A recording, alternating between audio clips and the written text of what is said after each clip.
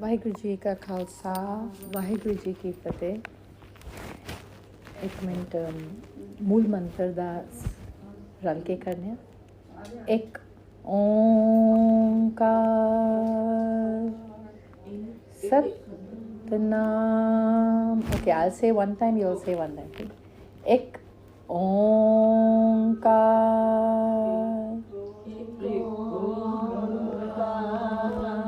ਸਤਨਾਮ ਕਰਤਾ ਪੁਰਖ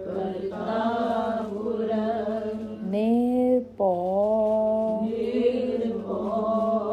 ਨਿਰਵੈਰ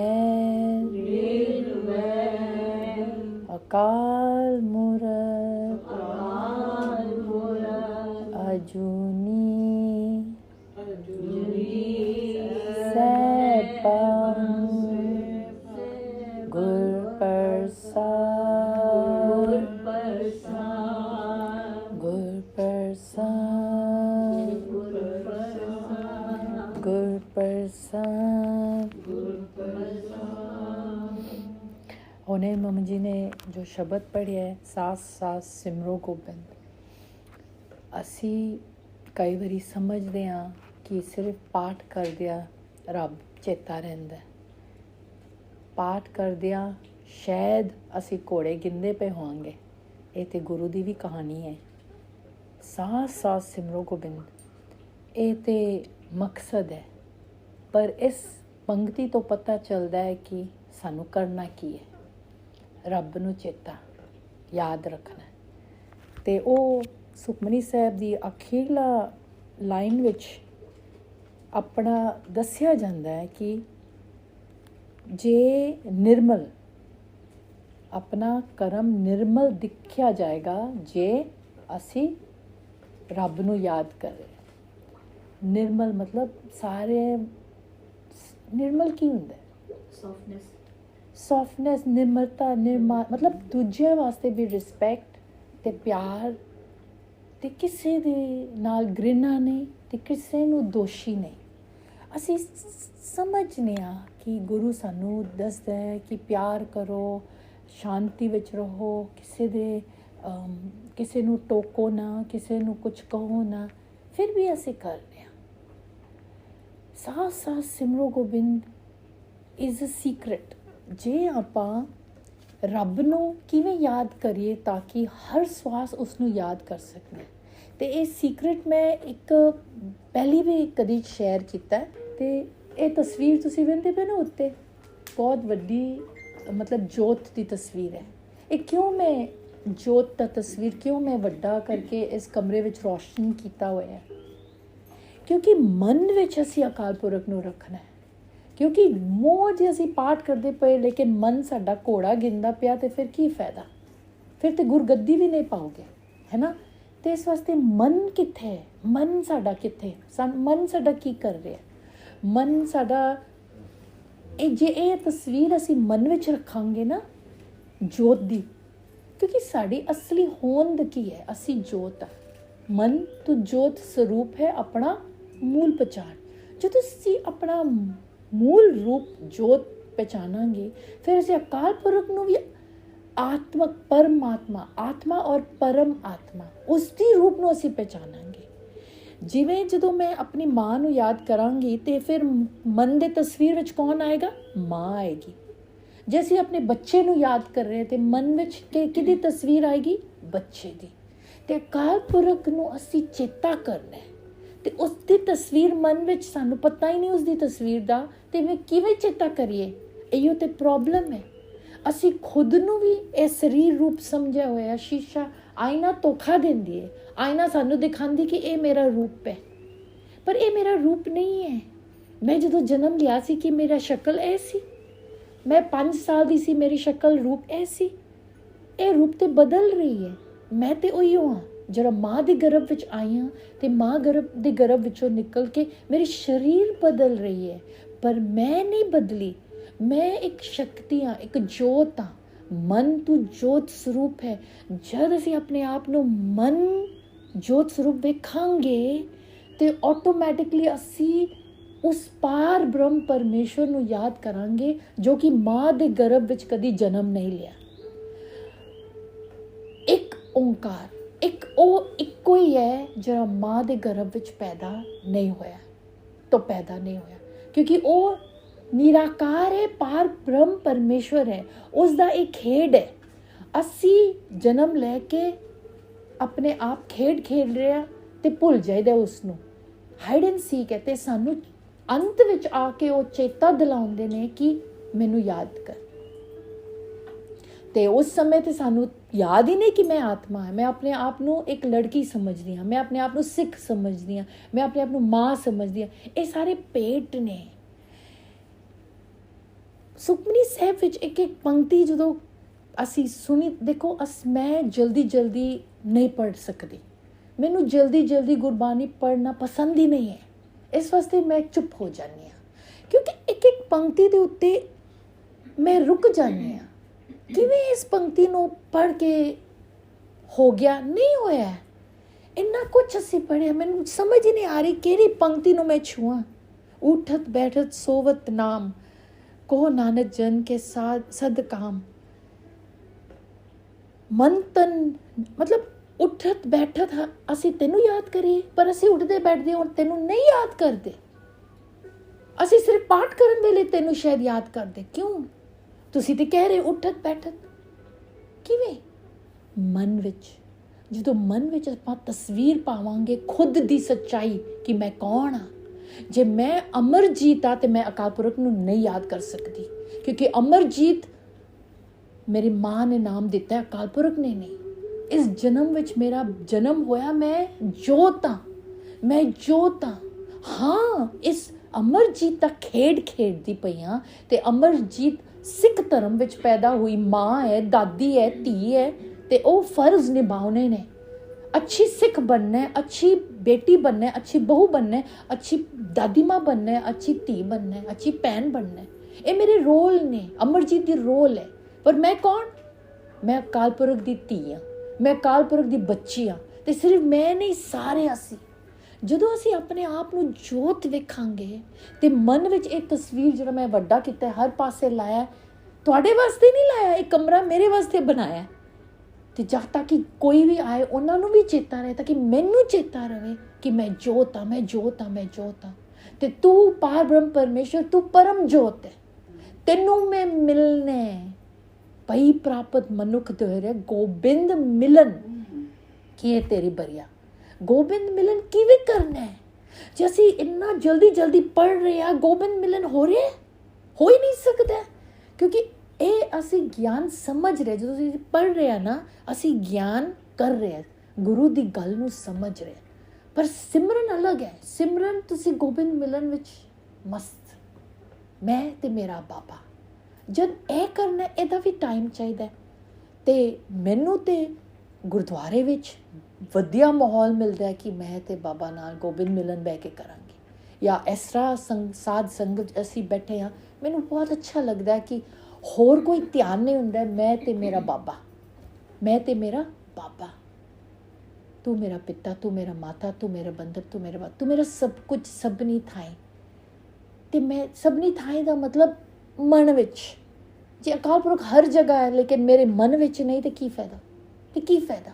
ਬੋਲਣ ਦਾ ਕੋਈ ਫਾਇਦਾ ਹੈ ਕਿ ਰੱਬ ਹਰ ਇੱਕ ਜਗ੍ਹਾ? ਕੋਈ ਫਾਇਦਾ ਹੈ? ਸ਼ੁਕਰ ਤੇਰਾ, ਸ਼ੁਕਰ ਸਾਡੇ ਸ਼ੁਕਰ ਦੇ ਨਾਲ ਉਹ ਹੋਰ ਵੱਡਾ ਹੁੰਦਾ ਨਾ, ਸਾਡੇ ਸ਼ੁਕਰ ਦੇ ਨਾਲ ਉਹ ਵੱਡਾ ਹੁੰਦਾ ਨਾ, ਸਾਡੇ ਬੋਲਣ ਦੇ ਨਾਲ ਉਹ ਛੋਟਾ ਹੁੰਦਾ। ਉਹ ਤੇ ਹੈ ਹੀ ਨਿਰਾਕਾਰ, ਅਪਰਮ ਅਪਾਰ। ਉਹ ਤੇ ਹੈ ਹੀ ਸਾਰੇ ਦਾ ਰਾਖਣ ਹਾਰ, ਕਰਨ ਕਰਾਵਨ ਹਾਰ। ਬਸ ਉਸਨੂੰ ਚੇਤਾ ਰੱਖਣਾ ਪਿਆਰ ਨਾਲ। ਜਿਨ ਪ੍ਰੇਮ ਕੀਓ ਤਿਨ ਹੀ ਪ੍ਰਭ ਪਾਇਓ। ਮੈਂ ਨਹੀਂ ਕਿਸੇ ਨੂੰ ਜਾ ਕੇ ਕਹਿੰਦੀ ਤੁਸੀਂ ਪਾਠ ਕਰੋ, ਮੈਂ ਨਹੀਂ ਕਿਸੇ ਨੂੰ ਜਾ ਕੇ ਕਹਿੰਦੀ ਤੁਸੀਂ ਸਿਮਰਨ ਕਰੋ। ਮੇਰਾ ਫਰਜ਼ ਹੀ ਨਹੀਂ ਹੈ। ਉਹ ਜਗਾਉਣ ਵਾਲਾ, ਉਹ ਆਪਣੇ ਆਪ ਜਗਾਏਗਾ।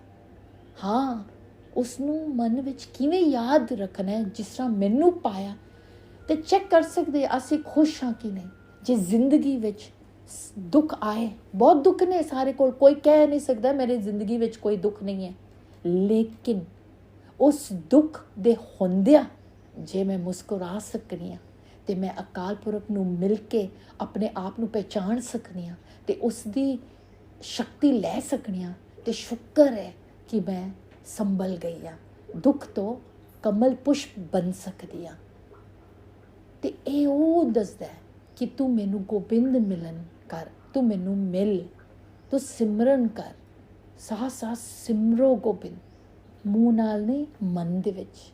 ਮਨ ਦੇ ਵਿੱਚ ਇਹ ਜੋਤ ਦਾ ਤਸਵੀਰ ਅਸੀਂ ਰੱਖਾਂਗੇ ਤੇ ਯਕੀਨਨ ਗੋਬਿੰਦ ਮਿਲਨ ਹੋ ਰਿਹਾ ਹੈ। ਤੇ ਉਸ ਦੀ ਸ਼ਕਤੀ ਸਾਨੂੰ ਮਿਲੇ। ਉਸ ਦੀ ਸ਼ਕਤੀ ਹੈ ਕੀ? ਉਸ ਦੀ ਸ਼ਕਤੀ ਹੈ ਪਿਆਰ, ਉਸ ਦੀ ਸ਼ਕਤੀ ਹੈ ਸ਼ਾਂਤੀ, ਉਸ ਦੀ ਸ਼ਕਤੀ ਹੈ ਖੁਸ਼ੀ, ਉਸ ਦੀ ਸ਼ਕਤੀ ਹੈ ਸਹਿਨ, ਉਸ ਦੀ ਸ਼ਕਤੀ, ਸਭ ਗੁਣ ਉਸ ਦੇ ਗੁਣ। ਜੇ ਅਸੀਂ ਉਸ ਨੂੰ ਯਾਦ ਕਰਾਂਗੇ ਤੇ ਉਸ ਦੇ ਗੁਣ ਸਾਡੇ ਵਿੱਚ ਆ ਜਾਣਗੇ। ਸੁਖਮਨੀ ਸਾਹਿਬ ਵਿੱਚ ਇਹ ਵੀ ਪੰਕਤੀ ਆਈ ਸੀ, ਕਿਸੇ ਨੂੰ ਨਹੀਂ ਯਾਦ ਕਰਨਾ, ਪਰ ਅਸੀਂ ਤੇ ਸਾਰਿਆਂ ਨੂੰ ਯਾਦ ਕਰੀਦਾ। ਅਕਾਲ ਪੁਰਖ ਕਹਿੰਦੇ ਨੇ ਮੈਨੂੰ ਯਾਦ ਕਰ। ਕਿਉਂ? ਜਿਸ ਨੂੰ ਅਸੀਂ ਯਾਦ ਕਰਾਂਗੇ ਉਹਦੇ ਵਰਗਾ ਅਸੀਂ ਬਣਾਂਗੇ। As you think so you shall be. ਇਸ ਵਾਸਤੇ ਰੱਬ ਨੂੰ ਕਿਉਂ ਨਾ ਯਾਦ ਕਰੀਏ ਤਾਂ ਕਿ ਅਸੀਂ ਰੱਬ ਵਰਗਾ ਬਣੇ। ਜਿੰਨਾ ਸਿਮਰਨ ਕਰ ਸਕਦੇ ਹਾਂ ਉਸ ਤੋਂ ਉੱਚੀ ਗੱਲ ਹੈ ਹੀ ਨਹੀਂ। ਮੂੰਹ ਨਾਲ ਅਸੀਂ ਬੋਲਦੇ ਹਾਂ ਤਾਂ ਕਿ ਮਨ ਵਿੱਚ ਅਸੀਂ ਉਸ ਨੂੰ ਯਾਦ ਕਰ ਸਕਦੇ। ਤੇ ਜੇ ਮੈਂ ਵੀ ਜਦੋਂ ਤੁਹਾਡੇ ਨਾਲ ਗੱਲ ਕਰਦੀ ਪਈ ਹਾਂ, ਇਸ ਵੇਲੇ ਮਨ ਵਿੱਚ ਕੌਣ ਹੈ? ਅਕਾਲ ਪੁਰਖ ਟਿੱਕੇ ਹੋਏ ਨੇ, ਲੇਕਿਨ ਅੱਗੇ ਪਿੱਛੇ ਸ਼ਾਇਦ ਨਹੀਂ ਟਿੱਕੇ ਹੋਏ। ਸ਼ਾਇਦ ਮੇਰੇ ਖਾਣ ਵੇਲੇ ਜਾਂ ਬੱਚੇ ਨੂੰ ਮਿਲਣ ਵੇਲੇ ਅਕਾਲ ਪੁਰਖ ਮਨ ਵਿੱਚ ਨਹੀਂ ਟਿੱਕਿਆ, ਟੁਰ ਜਾਂਦੇ ਨੇ। ਫਿਰ ਬੁਲਾਉਣਾ ਪੈਂਦਾ, ਫਿਰ ਯਾਦ, ਫਿਰ ਚੇਤਾ, ਫਿਰ ਚੇਤਾ, ਫਿਰ ਚੇਤਾ। ਲੇਕਿਨ ਜਦ ਆਪਾਂ ਇਸ ਤਰ੍ਹਾਂ ਬੈਠੇ ਹਾਂ ਤੇ ਇਸ ਕਮਰੇ ਵਿੱਚ ਖਾਸ ਕਰਕੇ, ਤੇ ਮੈਂ ਅਕਾਲ ਪੁਰਖ ਦੀ ਗੱਲ ਕਰਦੀ ਪਈ ਤੇ ਸ਼ੁਕਰ ਕਰਨੀ ਆ ਕਿ ਉਸ क्षण ਵਿੱਚ ਮੇਰੇ ਮਨ ਦੇ ਤਸਵੀਰ ਵਿੱਚ ਉਹ ਟਿੱਕੇ ਨੇ। ਤੇ ਜੇ ਉਹ ਨਹੀਂ ਟਿੱਕੇ ਤੇ ਮੇਰੇ ਮੂੰਹ ਦਾ ਜੋ ਗੱਲ ਹੈ ਕਿਸੇ ਨੂੰ ਛੂਏਗਾ ਵੀ ਨਹੀਂ। ਜੇ ਉਸ ਨੂੰ ਟਿਕਾ ਕੇ ਮੈਂ ਬੋਲ ਰਹੀ ਹਾਂ ਤੇ ਫਿਰ ਉਸ ਦੀ ਗੱਲ ਉਸ ਆਤਮਾ ਨੂੰ ਛੂਏਗਾ ਜੋ ਉਸ ਦੀ ਖੋਜ ਕਰ ਰਹੀ ਹੈ ਤੇ ਉਸ ਨੂੰ ਪਾਣਾ ਚਾਹੁੰਦਾ ਹੈ ਇਸ ਸਰੀਰ ਨੂੰ ਛੱਡਣ ਤੋਂ ਪਹਿਲਾਂ। ਜੇ ਆਪਾਂ ਆਪਣੇ ਕਰਮ ਨਹੀਂ ਮਿਟਾਇਆ ਤੇ ਆਪਾਂ ਆਪਣਾ ਸਿਮਰਨ ਨਹੀਂ ਕੀਤਾ ਤੇ ਚਿੱਤਰਗੁਪਤ ਨੇ ਸਾਨੂੰ ਛੱਡਣਾ ਨਹੀਂ। ਚਿੱਤਰਗੁਪਤ ਸਾਡਾ ਆਪਣਾ ਖਾਤਾ ਹੈ, ਉਹ ਸਾਨੂੰ ਛੱਡੇਗਾ ਨਹੀਂ। ਅਸੀਂ ਆਪਣੇ ਕਰਮ ਖਤਮ ਕਰ ਸਕਨੇ ਹਾਂ ਸਿਮਰਨ ਦੇ ਨਾਲ। ਇੱਕੋ ਤਰੀਕਾ, ਜਪ ਦੇ ਨਾਲ ਨਹੀਂ, ਕੀਰਤਨ ਦੇ ਨਾਲ ਨਹੀਂ, ਇਹ ਪੜ੍ਹਨ ਦਾ ਰਾਹ ਹੈ। ਸਿਮਰਨ ਦੇ ਨਾਲ ਤੁਸੀਂ ਸਿਮਰਨ ਕਰਕੇ ਪੜ੍ਹ ਸਕਦੇ ਹੋ, ਤੁਸੀਂ ਸਿਮਰਨ ਕਰਕੇ ਕੀਰਤਨ ਕਰ ਸਕਦੇ ਹੋ, ਤੁਸੀਂ ਸਿਮਰਨ ਕਰਦਿਆਂ ਜੇ ਜਪ ਸਕਦੇ ਤੇ ਵਾਹ ਵਾਹ ਵਾਹ ਵਾਹ ਵਾਹ। ਮੈਂ ਨਹੀਂ ਕਰ ਸਕਦੀ। ਮੈਨੂੰ ਹਾਲੀ ਰੱਬ ਨੂੰ ਯਾਦ ਕਰਨ ਵਾਸਤੇ ਮਨ ਉਹਦੇ ਨਾਲ ਟਿੱਕੇ, ਹੋਰ ਕੁਛ ਮਨ ਦਿਖੇ ਹੀ ਨਾ। ਮਨ ਤੋਂ ਜੋਤ ਸਰੂਪ ਹੈ, ਆਪਣਾ ਮੂਲ ਪਛਾਣ। ਅਸੀਂ ਆਏ ਹਾਂ ਜ਼ਿੰਦਗੀ, ਮੈਂ ਵੀ ਇਸ ਜ਼ਿੰਦਗੀ, ਇਸ ਸਰੀਰ ਨੂੰ ਨਹੀਂ ਛੱਡ ਸਕੀਦਾ ਕਿਉਂਕਿ ਇਸ ਸਰੀਰ ਨੂੰ ਮਿਲਿਆ ਉਸ ਨੂੰ ਯਾਦ ਕਰਨ ਵਾਸਤੇ। ਤੇ ਸ਼ੁਕਰ ਹੈ ABC ਪੜ੍ਹ ਕੇ, ਊੜਾ ਐੜਾ ਪੜ੍ਹ ਕੇ ਕਿਧਰੇ ਆ ਕੇ ਕਿੰਨੇ ਸਾਲ ਉਮਰ ਵਿੱਚ ਮੈਨੂੰ ਥੋੜ੍ਹੀ ਸਮਝ ਆਏ ਕਿ ਰੱਬ ਕੌਣ ਹੈ ਤੇ ਮੈਂ ਕੌਣ ਹਾਂ। ਤੇ ਜੇ ਜ਼ਿੰਦਗੀ ਛੁੱਟ ਗਈ ਤੇ ਨਵਾਂ ਜਨਮ ਲਵਾਂਗੀ, ਫਿਰ ABC ਸ਼ੁਰੂ ਕਰਾਂਗੀ, ਫਿਰ ਊੜਾ ਐੜਾ ਸ਼ੁਰੂ ਕਰਾਂਗੀ। ਤੇ ਇਸ ਜਨਮ ਵਿੱਚ ਵਾਹਿਗੁਰੂ ਦੀ ਮਿਹਰ ਨਾਲ ਮੈਨੂੰ ਗੁਰਬਾਣੀ ਮਿਲੀ ਹੈ। ਅਗਲੇ ਜਨਮ ਵਿੱਚ ਕੀ ਪਤਾ ਕੀ ਮਿਲਣਾ, ਪਿਛਲੇ ਜਨਮ ਵਿੱਚ ਕੀ ਮਿਲਿਆ ਸੀ। ਅਸੀਂ ਸਾਰੇ 500 ਸਾਲ ਤੱਕ ਤੇ ਸਿੱਖ ਹੋ ਸਕਦੇ, ਉਸ ਤੋਂ ਪਹਿਲਾਂ ਤੇ ਨਹੀਂ ਨਾ ਸਿੱਖ ਕੋਈ ਸੀ। ਹਿੰਦੂ ਹੀ ਸਨ ਨਾ, ਜਾਂ ਮੁਸਲਮਾਨ ਜਾਂ ਬੁੱਧਿਸਟ ਜਾਂ ਕ੍ਰਿਸਚਨ, ਉਦੋਂ ਪਹਿਲਾਂ ਵੀ ਨਹੀਂ ਕੋਈ। ਅਸੀਂ ਧਰਮ ਦੁਨੀਆ ਵਿੱਚ ਆਏ ਹਾਂ, ਧਰਮ ਵਿੱਚ ਰਹਿ ਰਹੇ ਹਾਂ ਉਸ ਨੂੰ ਯਾਦ ਕਰਨ ਵਾਸਤੇ। ਇੱਕ ਓਂਕਾਰ, ਉਹ ਹਰ ਇੱਕ ਦਾ ਪਿਓ ਹੈ, ਚਾਹੇ ਕ੍ਰਿਸਚਨ ਹੋ, ਚਾਹੇ ਬੁੱਧਿਸਟ ਹੋ, ਚਾਹੇ ਕੋਈ ਵੀ ਹੋ। ਤੇ ਗੁਰੂ ਨਾਨਕ ਨੇ ਇੱਕ ਓਂਕਾਰ ਆਖਿਆ, ਤੂੰ ਇੱਕ ਨੂਰ ਹੈ। ਨਾ ਕੋਈ ਹਿੰਦੂ, ਨਾ ਕੋਈ ਮੁਸਲਮਾਨ, ਨਾ ਕੋਈ ਸਿੱਖ, ਨਾ ਕੋਈ ਈਸਾਈ, ਨਾ ਅਸੀਂ ਸਾਰੇ ਉਸ ਦੇ ਬੱਚੇ ਹਾਂ। ਅਸੀਂ ਰੂਹ ਹਾਂ, ਪਰਮ ਰੂਹ ਦੇ ਬੱਚੇ ਹਾਂ। ਤੇ ਸਾਰੇ ਨੂੰ ਪਿਆਰ ਨਾਲ ਰੂਹ ਹੀ ਦੇਖਣਾ ਹੈ। ਕੋਈ ਗਰੀਬ ਕਿਉਂ ਨਾ ਹੋ, ਕੋਈ ਅਪਾਹਿਜ ਕਿਉਂ ਨਾ ਹੋਏ, ਕੋਈ ਲੰਗੜੇ ਲੂੜੇ ਕਿਉਂ ਨਾ ਹੋ, ਅਸੀਂ ਸਾਰੇ, ਉਹ ਉਸ ਦਾ ਖੇਡ ਹੈ, ਉਹ ਉਸ ਦੀ ਕਰਮ ਹੈ। ਇਹ ਮੇਰੀ ਖੇਡ ਹੈ, ਮੇਰੀ ਕਰਮ ਹੈ। ਤੇ ਵਾਹ ਗੁਰੂ ਵਾਹ, ਮੇਰੀ ਇਹ ਕਰਮ ਹੈ ਕਿ ਮੈਨੂੰ ਇੰਨਾ ਸੋਹਣਾ ਘਰ ਦਿੱਤਾ। ਮੇਰੀ ਇਹ ਕਰਮ ਹੈ ਜਿਹੜਾ ਮੈਨੂੰ ਇੰਨਾ ਸੋਹਣਾ ਸ਼ਰੀਰ, ਹੱਥ ਪਾਉ, ਆਂਖੇ ਮਿਲੀਏ, ਮੂੰਹ ਚੱਲ ਰਿਹਾ, ਦਿਮਾਗ ਮਿਲਿਆ ਜੋ ਤੈਨੂੰ ਯਾਦ ਕਰ ਸਕੇ। ਸ਼ੁਕਰ ਹੈ, ਸ਼ੁਕਰ ਹੈ, ਸ਼ੁਕਰ ਹੈ। ਇੱਕ ਇੱਕ ਗੱਲ ਦੀ ਸ਼ੁਕਰ ਹੈ। ਪਰ ਸਭ ਤੋਂ ਵੱਡੀ ਗੱਲ, ਮੈਂ ਜੋਤ ਤੇ ਤੂੰ ਪਰਮ ਜੋਤ।